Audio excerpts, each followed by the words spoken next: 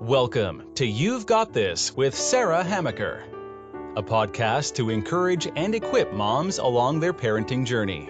Join Sarah each week as she interviews dads and moms like you and discusses the joys, challenges, and rewards of raising kids. Hi, and welcome to this week's You've Got This. I'm your host, Sarah Hamaker, and I'm glad you joined me. Today I have with me Dr. Elizabeth Jeglic. She is a clinical psychologist, professor of psychology at John Jay College of Criminal Justice in New York. But more importantly, I think for me, she's a mother of three and the author of the book, Protecting Your Child from Sexual Abuse, What You Need to Know to Keep Your Kids Safe. And Elizabeth, I think that this is something that all parents are concerned about, especially with, being women, and I have daughters, I have teenage daughters, and two sons as well, that I think that in today's climate it's so important to educate our children about, some of the dangers out there, not to make them afraid, but just to prepare them. Absolutely. I think it's so important to talk about these things. These are hard things to talk about, so I applaud you for bringing me on your show today. But I think the more that we talk about these things and the more we have them out in the open, the more the conversation will flow organically, and kids will come to us with problems, questions, and concerns so that we can help them navigate the world that they're in and keep them safe. Right. And I was thinking, too, how some of the things we do for politeness sake can really kind of maybe send the wrong message to our kids. And I'm thinking more like, you need to hug everyone you meet or your family members. And when the kid is clearly uncomfortable. Yes. And you need to, go give such and such a kiss. Now, there's a difference between a child who's just being kind of ornery with their grandmother who usually likes to hug her, usually is very comfortable. That's not what I'm talking about. I'm talking about those people that, so often we're like, oh, go give them a hug. And I find myself saying that, and I've been, when my kids were little, I was like, wait a minute, I probably shouldn't encourage that when the child is uncomfortable. Can you talk a little bit about trying to navigating that kind of social Sure. thing? And I think that's a really important point and something that we talk about in the book. The child should know that their body is their own and they have the right to tell people who can touch their body and when they can touch it. It might be okay sometimes for them to want a hug from grandma, but other times they may feel like they don't want to be touched, and we should respect that. We also shouldn't be forcing them to hug and kiss people they don't feel comfortable hugging and kissing, because that teaches them that they don't have the right to say no in the future. So, for example, if somebody is trying to touch them in the future, they might say, you should always hug an adult. And if that's what they've been taught, they may go along with that. So we have to teach them from a young age that these are their bodies, and it's okay to say no if they don't like someone touching them, and we shouldn't force them. That goes for things as simple as, tickling, like that. If we're, we often encourage people to play the tickling game to work with consent, so that, sometimes kids like tickles and they enjoy playing it, but then when they say stop, we need to respect that, and we have to say, you're right, that's your body, you're telling me to stop, so I'm going to stop. Yeah, and I'm laughing because in our family, we told them they had to say calf rope, because that's what my dad, he grew up on a farm. That's what he used to say that we needed to say as kids. I mean, they would stop. And so it was just kind of a funny, little catchphrase. Just say calf rope when you want us to stop tickling. And we always did, because especially for me, I remember as a child that tickling would just make me uncomfortable after a little while, and no matter who was doing it, if I loved them, no problem there, just that my own self, and I just used to get really panicky if people didn't stop when I said stop. So I've really tried to encourage our kids, that yes, when they say it, we stop. Yep. and the same thing should go, as I said, for hugs and even with grandma. I mean, as much as it might hurt grandma's feelings, we have to teach them that there are going to be some days where they're not feeling like they want to be touched, and that's okay because it's their body, and we have to respect their wishes. And I think that, and that also brings up something that we've kind of tried with our kids, is that as the adult, when my child didn't want a hug, I'll just say, yeah, she's just not feeling it today. And just kind of, because sometimes, especially the older family members, can sometimes want to really push that. Yeah. And, it's up to us, I think, as adults to kind of step in and be that advocate for our kids. And just, we don't have to make a big deal about it, but just kind of like say, no, it's okay. She's, she'll get you next time, Yeah, absolutely. or sometimes I'll substitute, maybe give them can you shake their hand, or can you wave goodbye, or something a little less. Or give them a fist bump, I guess, is now Yes. what the kids are Right. doing, things like that, whatever they Right. feel comfortable with. I agree. We definitely do need to step in, but we also do want to teach our children to Yes. speak up, because we can't be with them at all times. And so when they're out in the community and when we are not around them, we want them to feel comfortable saying, no, please don't touch me, or I don't feel comfortable with that, and that's okay. Exactly. But and then coupled with when we are with them, to show them that, yes, we support them in that. I've always told my kids, if you feel uncomfortable and a grown-up gets mad at you, just tell me and I'll deal with the grown-up. Yeah, absolutely. Right? Because, a kid might be able to say no, but sometimes adults, we're not always attuned to that. We don't always think about that. And we think, it can be perfectly innocent, but it's still, we do need to have them have the ability, like you said, to say no. And most of the time it is perfectly innocent, and most of the time, and we were raised, that we should hug and respect our elders, but I think we've kind of understood that that's not always necessarily the best thing to do, and so times are changing and we have to change along with them. Right. And this Me Too movement, I think, has really kind of brought that to the forefront, especially for our older kids. Yes. Like I said, I have 2 teenage daughters, and I think back to my own teenage years and all the comments that strange men used to say about me. Yes. And for the most part, I pretty much ignored them. That was just my personality. I was just like, yeah, whatever, stop it. And I was the type I was a waitress, and sometimes the cooks would say things, and I would just look at them and say, you're not going to talk to me that way.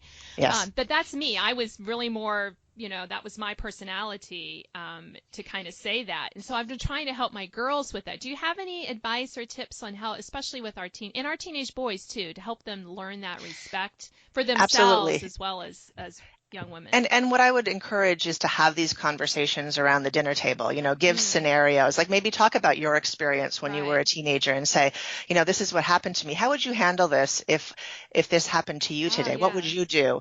And how could you, or what do you think the appropriate way to speak to somebody who you work with would be? Is this appropriate language? So then your sons are hearing, what they should say, what they should not say, and your daughters are learning, how they can stand up for themselves and what they should do.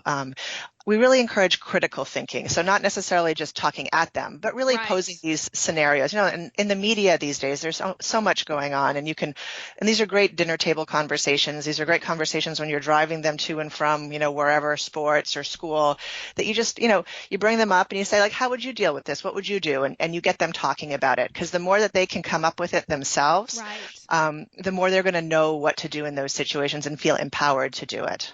Right. Because, kind of some of the advice that I remember I got as a teenager was like, just ignore it. I'm like, well, that works to the construction worker on the side of the road when I'm driving by, but it doesn't always work with a coworker or a schoolmate. So I think we have to, almost retrain our own selves on how, to help them navigate that. Absolutely. And the social norms have changed. I mean, a lot of people thought it was acceptable to, they thought they were complimenting women by giving them catcalls and saying, sexualized comments.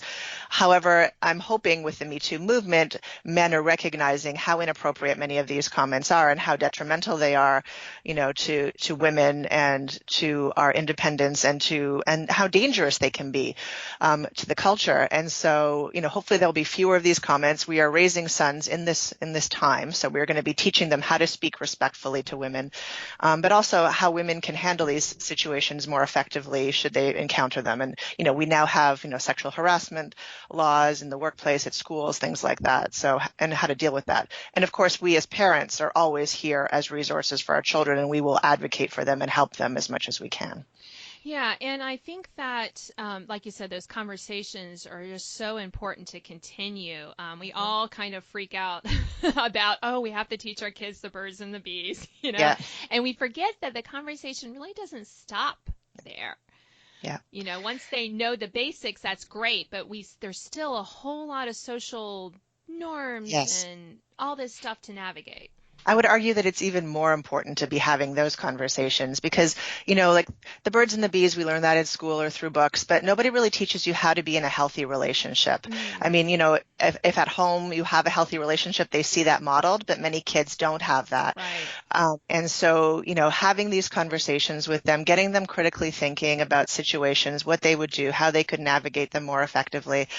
All these things are really important for sexual violence prevention. And then as they go into college, they're going to be new and different situations. And so you never want to stop, we are still growing and developing. And so, in college, you can text the kids like articles that you read. And then maybe when you talk to them on the phone, you can say, did you see that article I sent you? What'd you think of it? And even if they don't want to talk about it, they are paying attention to it. Oftentimes they do read those things. And so, you want to keep kind of the doors of the conversation going and the doors open so they can always come to you if they have questions or concerns.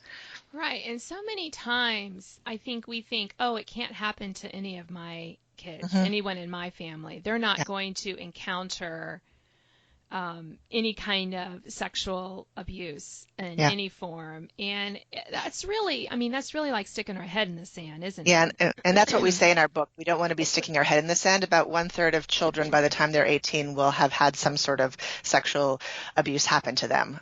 So these are, kind of horrifying numbers and they're scary, but we need to be aware that this can happen. And, we've been trained to think that it's the man in the white van that's going to be stalking our kids. So we don't let our kids go to the park anymore or bike around the neighborhoods anymore because we're afraid of that. But 93% of kids who are abused by someone who is known to them. So it's a family member, a friend, somebody in their community that they know. So, we just have to be aware of those statistics when we are leaving our children, in other people's care and kind of recognize some of the warning signs and the dangers. I was going to ask you that because I know that, we all want to think it's some stranger that's going to harm our children. And the unfortunate reality is that it could be a family member. It could be that neighbor. It could be someone at church who seems so, involved with the kids. And I'm not saying that we need to look at everyone suspiciously. That's not what I'm saying because that's insane. We need to live our lives and and embrace the family members that we give them. But can you talk a little bit about some of the warning signs, especially because I know that kids kind of manifest these signs differently than adults do, and maybe some things that we can kind of keep in the back of our mind. Sure. So some of the things that we see, like first from the adult's perspective, that if we see somebody that's paying special attention to our child, that's singling them out, that's giving them gifts or rewards or praise where other children are not receiving those kinds of things, we've now recognized that at least half, if not more, of people who offend against children engage in what are called grooming behaviors. And so that's when they're choosing children that are generally more vulnerable. These are kids that maybe they don't have as much parental care, or they have low self-esteem, or they're bullied, or whatever, or there's not a father figure in the family. And so they're kind of filling that role and giving kids like a lot of praise and presents. And so the kid wants to be around them. They feel good when they're around them. And then the next step is kind of grooming the family and the community. So for example, you feel comfortable around this person. This person is looking out for your kid. They're doing nice things to them. You'll also see things like desensitization to touch. So they'll start, putting their arm around the child. They'll start, doing tickling with the child so that the child then feels a little bit more comfortable with them touching their bodies. The next step then is kind of the abuse could start happening because those tickles then move to other areas of the body, or the hand moves around. And so, but then the child is kind of scared to say anything because they're afraid that they might lose this relationship because this relationship has come to be very important. Or the adult will say, don't tell your mother about this. They may start having secrets, like, I'm going to give you some candy. Don't tell your mother. Or, don't tell your mother if this, because then she won't let me see you anymore. And the child doesn't want to lose that relationship. So those are things that as an adults we should worry about. If somebody is paying special attention to your child and they're, you see them touching, they're giving gifts, things like that, that's not what an adult should be doing. And, your radar should go up. In terms of children, you'll often see them start to withdraw. They become more quiet. They may not want to talk about things. They may be more moody. Some children will start acting out behaviorally. So anytime, there's no quote unquote norm necessarily, but anytime you're seeing changes in behavior that, you get to know your child very well. So when you see something different, kind of look around what's going on in their environment, ask them if there's somebody that you think that might be going on, talk to them about it. Has somebody been touching you in a way that doesn't make you feel comfortable? So make sure you discuss it. And oftentimes children will not want to be in that person's presence. So they might say, you might say, Coach Bob is going to be picking you up this afternoon to take you to baseball. And they might say, no, I don't want to go with Coach Bob. So those are all kind of warning signs. Pay attention to that and try to figure out what's going on. Yeah, and I love what you said about, we do need to pay attention to our kids. Sometimes, we have, especially those of us with more than one kid, sometimes we're like, oh, well, great, someone else is taking my kid somewhere, just get in the car and go when they're unhappy about it. Now, they could just be unhappy because they don't want to play soccer, but Sure. We should definitely have, be able to stop what we're doing and have those conversations, pay attention. Yeah. And a lot of organizations now don't allow adults to be alone with a child. Right. So whenever possible, make sure there's another child in the car with them or another adult present. Any type of thing like that, like it's what we call situational crime prevention. So anything that you can do to put barriers will impede, the abuse from happening. Right, and I think that's also something that I wanted to bring up was that one of the things we look at when we look at activities for our children to be involved with is, do the organization have barriers in place already? Yes. My girls are in American Heritage Girls, and I'm a leader there, but we have to be registered, we have to have background checks, and we go through training, and there's always 2 leaders in the room at all times with even one girl. It's always make sure that we have those ratios for our protection, for the child's protection. And so I look for that now. And I think that it's something that we need to look for. We need to say, how are you protecting my child? Yes. Not because we suspect everyone, but it's also for the adult too. I feel more protected when there's another adult in there. Absolutely. I think those things are very important. And the Catholic Church and the Boy Scout organizations, they've all implemented these types of things where an adult can no longer be alone with a child, that doors have to be open, things like that. So those are the things that you as a parent want to look for. The other thing that I wanted to bring up, there are sports where, like, for example, in gymnastics, where there is a lot of body touching going on, right? Because you have to, position children's bodies or things like that. So let them know that, the coach, Jill may be touching them, but if they ever touch them in a way that doesn't make them comfortable, that they need to be talking to you. So, while there might be adults that will be touching their bodies for sporting purposes, that can still go, too far, as we saw with, what was going on in the American Gymnastics Association. Right. Yes, and just that reminder that, they're going to be touching you, and a doctor is going to be touching you. There are certain situations, but you still have, you still should say, I don't like that. Yeah. And if the adult doesn't listen, to tell the parent, and then maybe just do those little checks with them. Is everything okay? Are you, just periodically. Absolutely. And, all of this is, we don't want to put this to be the child's responsibility. We as adults are responsible for our child's safety, but we can do things and work with our children so that they're more likely to report, because the sooner that something, that they report, the sooner that we can intervene and stop this from happening, or stop somebody else from being offended against. So, wanting them, and that's why, when you brought up the tickling, and just knowing when something doesn't feel comfortable, to talk to an adult about it and tell their parent that they don't feel comfortable when somebody was doing something. Right. So then we can go and investigate further. Yes, and maybe it's just a matter of, telling the adult, please don't tickle my child anymore. And it doesn't have to be anything about that adult that was wrong or, leading to a different thing. It's just it's okay to put boundaries. Absolutely.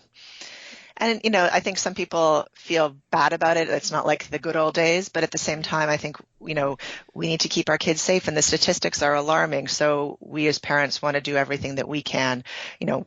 as you said, I think the majority of these cases are innocent, but you want to do whatever you can to prevent it from happening. So.